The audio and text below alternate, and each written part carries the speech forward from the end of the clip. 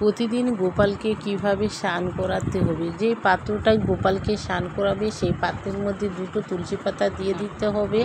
তার মধ্যে জলসঙ্গ দিয়ে গোপালের গায়ে জল ঢালতে হবে। ঘি, মধু, দুধ সব কিছুই এই জলসঙ্গ দিয়ে গোপালের গায়ে দিতে হবে। আর সব কিছুতে গোপালের যে জলটাও যে তুমি গোপালের গায়ে দেবে সেই জলের মধ্যেও যেন তুলসী পাতা থাকে। গোপালের সব জিনিস, যেই কোনো জিনিস গোপালকে নিবেদন করবে সেই জিনিসগুলোতেও তুলসী পাতা দিতে হয়, কারণ গোপালের প্রিয় হলো তুলসী। তো সব কিছুতেই গোপালকে তুলসী পাতা নিবেদন দিয়ে করতে হয়। তো গোপালকে স্নান করিয়ে ভালো করে স্নান করিয়ে নিয়ে ভালো করে জল ঢেলে আবার পরে থেকে যেই জলটা ঢালবে সেই জলটাতে যেন সুগন্ধি থাকে, সুগন্ধি জল।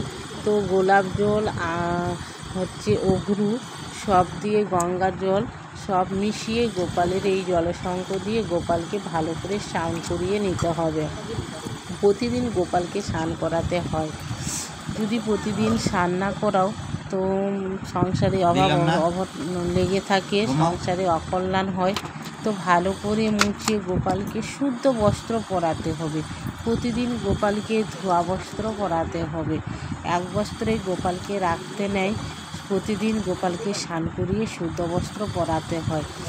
একদিন যদি গোপালকে ঠাকুরের আসনে রাখো তো গোপালকে শুদ্ধ বস্ত্র প্রতিদিন স্নান করাতে হয়, শুদ্ধ বস্ত্র পরাতে হয়। আর যদি না এরকম করো তো তোমার সংসারে অকল্যাণ হবে, সংসারে কোনোদিন অভাব অঘটনা লেগেই থাকবে, সংসারে কোনোদিনও আয় উন্নতি হবে না।